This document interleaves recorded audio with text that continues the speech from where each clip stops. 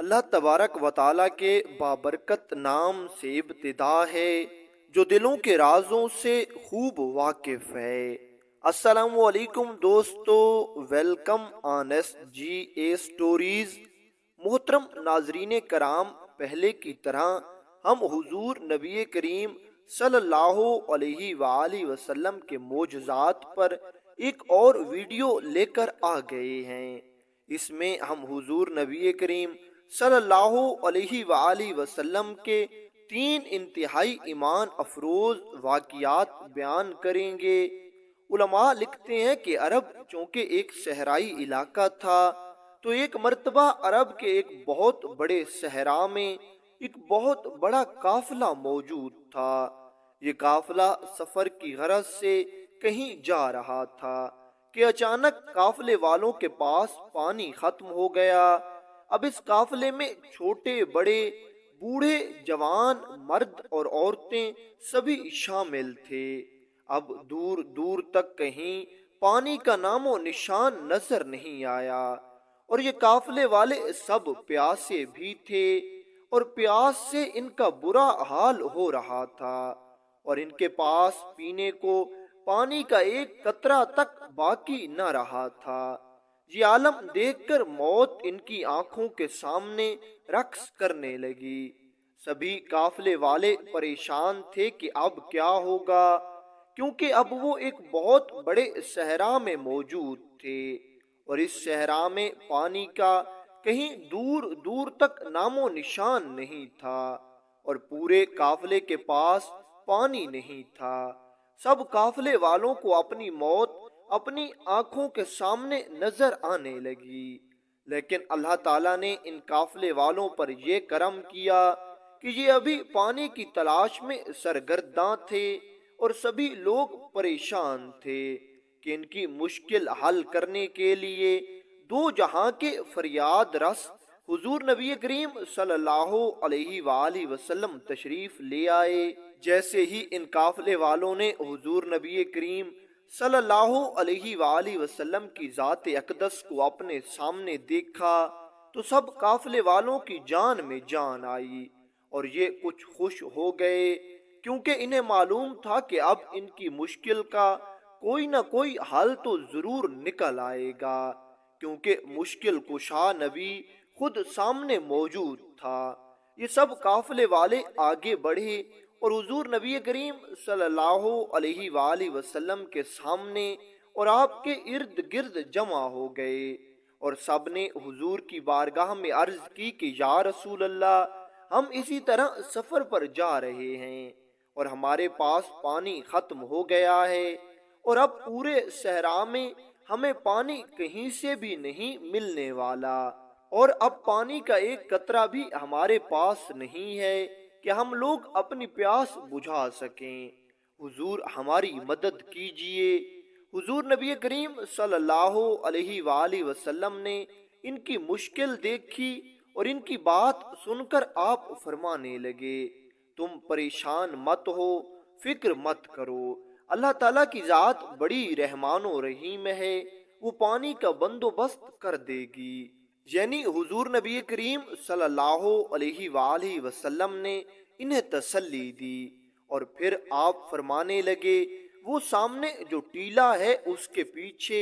ایک سیاہ رنگ کا حبشی غلام اونٹنی پر سوار ہے اور کہیں جا رہا ہے، اس کے پاس پانی کا ایک مشکیزہ ہے، تم جاؤ اور اس حبشی کو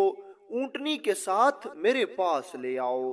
چنانچہ کچھ آدمی حضور نبی کریم کا یہ فرمان اقدس سننے کے بعد اسی ٹیلے کی طرف بھاگے۔ جب یہ لوگ اس ٹیلے کی دوسری طرف گئے تو یہ دیکھ کر حیران رہ گئے کہ واقعتاً اسی طرح ایک حبشی اپنی اونٹنی کے ساتھ پانی کا ایک مشکیزہ لے کر جا رہا ہے۔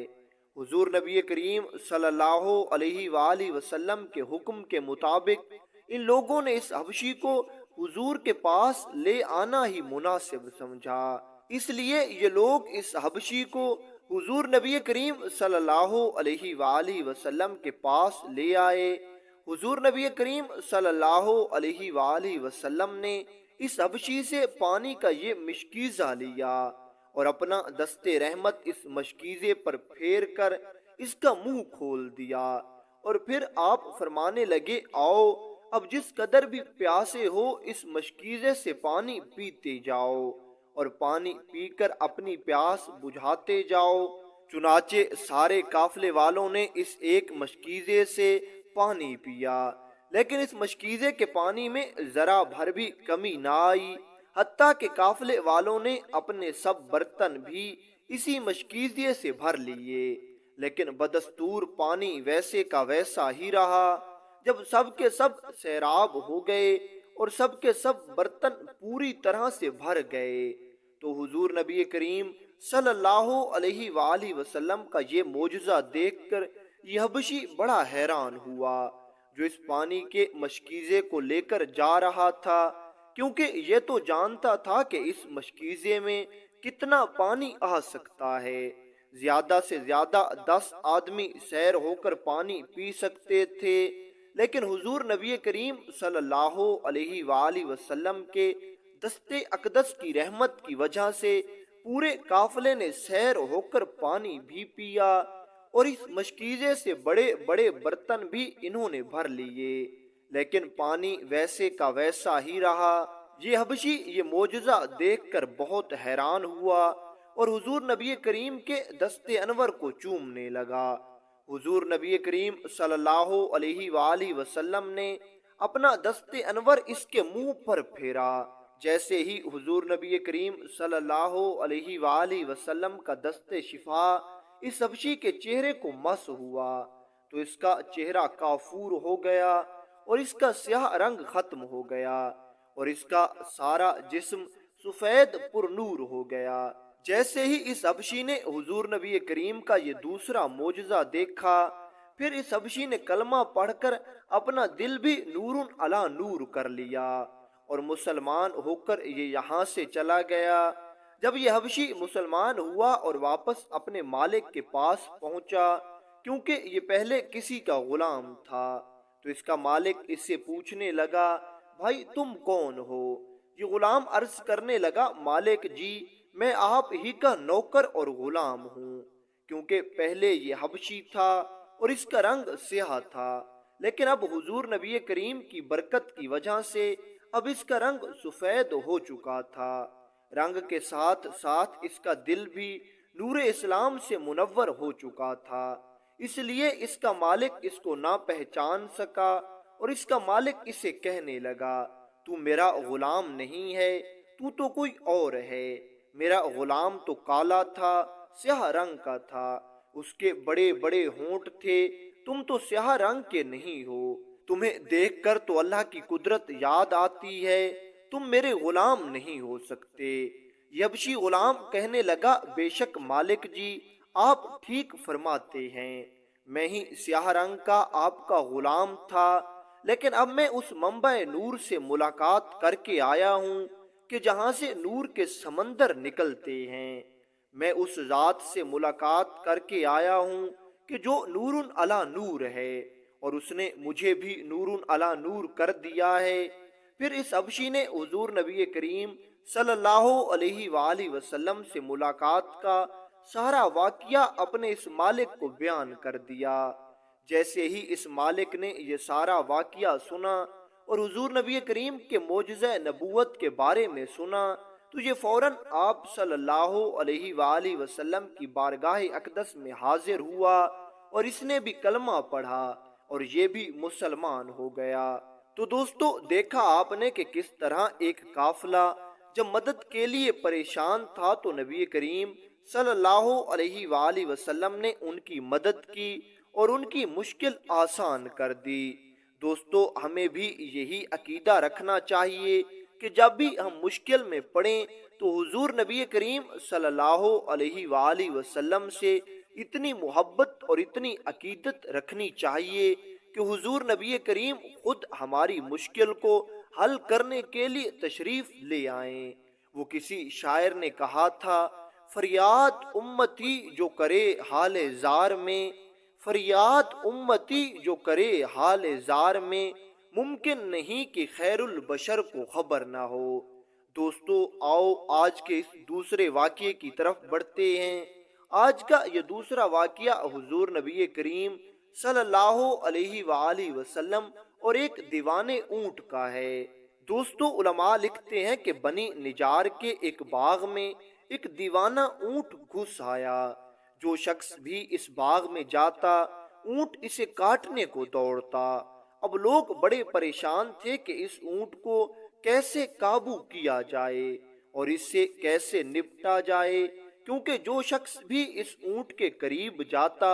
یہ اونٹ اس سے لڑنے کو دوڑتا تھا، اور اس طرح سب لوگ اس اونٹ سے خوف زدہ ہو گئے تھے۔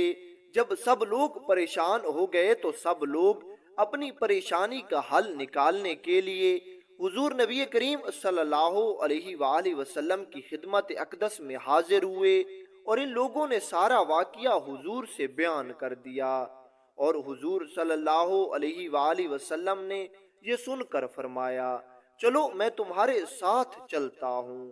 بس اتنا کہہ کر حضور نبی کریم صلی اللہ علیہ وآلہ وسلم لوگوں کے ساتھ گئے اور بنی نجار کے اس باغ میں تشریف لے گئے، جس باغ میں یہ اونٹ دیوانہ اور سر پھرا ہو گیا تھا۔ حضور نبی کریم صلی اللہ علیہ وآلہ وسلم نے اس باغ میں پہنچ کر اس اونٹ کو حکم دیا کہ ادھر آؤ۔ جیسے ہی اس اونٹ کے کانوں میں حضور نبی کریم صلی اللہ علیہ وآلہ وسلم کا حکم پڑا تو یہ اونٹ دوڑتا ہوا حاضر خدمت ہوا، اور اس نے اپنا سر حضور کے قدموں میں ڈال دیا۔ حضور نے فرمایا اس کی نکیل لاؤ۔ جب بنی نجار والے اس کی نکیل لائے تو حضور نے اس نکیل سے اس اونٹ کو قابو کیا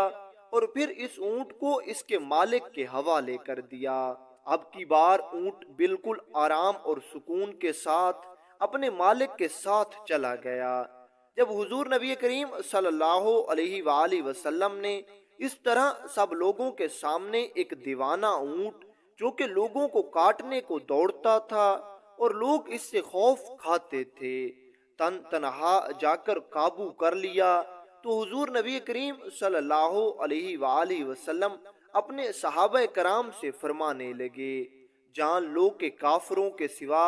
مجھے زمین و آسمان والے سب جانتے ہیں کہ میں اللہ کا رسول ہوں اور اللہ کا آخری پیغمبر ہوں، اور سب کے سب میرا ادب اور میرا احترام کرتے ہیں۔ بے شک دوستو حضور نبی کریم صلی اللہ علیہ وآلہ وسلم کی رسالت صرف انسانوں کے لیے نہیں ہے، بلکہ آپ چرند پرند حیوان اور بے زبان جانوروں کے لیے بھی نبی اور رسول بنا کر بھیجے گئے ہیں۔ اللہ تعالیٰ خود قرآن پاک میں ارشاد فرماتا ہے کہ ہم نے آپ کو تمام جہانوں کے لیے رحمت بنا کر بھیجا ہے۔ دوستو اونٹ والے واقعے سے ہمیں ایک اور واقعہ یاد آ گیا ہے۔ اگرچہ یہ واقعہ حضور نبی کریم صلی اللہ علیہ وآلہ وسلم کا نہیں ہے، لیکن پھر بھی بہت عبرت ناک اور ایمان افروز واقعہ ہے۔ یہ واقعہ ہے جناب حضرت عمر فاروق رضی اللہ تعالی عنہ کا، تو ہم چاہتے ہیں کہ یہ واقعہ بھی آپ لوگوں کو سنا دیں۔ دوستو علماء لکھتے ہیں کہ ایک مرتبہ حضرت عمر فاروق رضی اللہ تعالی عنہ کی بارگاہ میں کسی نے آ کر عرض کیا حضور ایک اونٹ مست ہو گیا ہے، ایک اونٹ دیوانہ ہو گیا ہے، اور اونٹ لوگوں کی فصلوں کو تباہ کر رہا ہے، لوگوں کی فصلوں کو نقصان پہنچا رہا ہے، لوگ اس کی وجہ سے بڑے خوف کا شکار ہیں اور اس سے ڈر رہے ہیں۔ کوئی بھی خوف کی وجہ سے اس کے قریب نہیں جاتا، کیونکہ جو شخص بھی اس اونٹ کے قریب جاتا ہے وہ اونٹ اسے نقصان پہنچانے کو دوڑتا ہے۔ حضرت عمر فاروق رضی اللہ تعالی عنہ اس شخص کے ساتھ اس جگہ پر آئے جس جگہ یہ اونٹ لوگوں کی فصلوں کو تباہ و برباد کر رہا تھا اور روند روند کر خراب کر رہا تھا۔ علماء لکھتے ہیں کہ حضرت عمر فاروق رضی اللہ تعالی عنہ نے اس اونٹ کے قریب جا کر اس کے کان میں کچھ کہا۔ ابھی تھوڑی دیر ہی گزری تھی کہ یہ اونٹ بالکل سکون کر گیا، اور علماء لکھتے ہیں کہ حتیٰ کہ یہ اونٹ تھوڑی ہی دیر میں وہیں گر کر مر گیا۔ حضرت جناب عمر فاروق رضی اللہ تعالی عنہ واپس آئے تو لوگوں نے آپ سے پوچھا، آپ نے اس اونٹ کے کان میں ایسا کیا کہا تھا کہ جس کی وجہ سے وہ اونٹ جو پہلے دیوانہ تھا اور لوگوں کو اپنے قریب نہیں آنے دیتا تھا، وہ اونٹ نہ صرف سکون کر گیا بلکہ آپ کے اس ایک جملے کی وجہ سے وہ اونٹ مر بھی گیا ہے۔ حضرت عمر فاروق رضی اللہ تعالی عنہ فرمانے لگے، دوستو میں نے اس اونٹ کے کان میں صرف اتنا کہا تھا کہ تو لوگوں کی فصلوں کو تباہ و برباد کر رہا ہے، لوگوں کو بے وجہ نقصان پہنچا رہا ہے، دیوانہ اور مست ہو گیا ہے۔ کیا تمہیں قیامت کا دن بھول گیا ہے؟ کیا تم حشر کو بھول گئے ہو؟ بس میں نے اس کے کان میں یہی جملے کہے اور اسے قیامت اور حشر کا اتنا خوف ہوا کہ وہ اس خوف کی تاب نہ لا سکا اور آخر کار مر گیا۔ بے شک دوستو، قیامت کا دن بہت ہی سخت دن ہے اور اس دن ہر انسان سے اس کے بارے میں سوال کیا جائے گا اور ہر انسان کے ہر عمل کا حساب لیا جائے گا۔ جب ایک بے زبان اونٹ اللہ تعالیٰ کی ذات سے اتنا ڈر رہا ہے اور اس کو قیامت کے دن کا اتنا خوف ہے، تو پھر انسان کو چاہیے کہ وہ بھی اللہ تعالیٰ کی ذات کے حضور اپنے گناہوں سے توبہ کرے تاکہ کل حشر کے دن انسان حشر کی سختیوں سے بچ سکے اور اللہ تعالیٰ کی رحمت انسان کو اس مشکل گھڑی میں نصیب ہو۔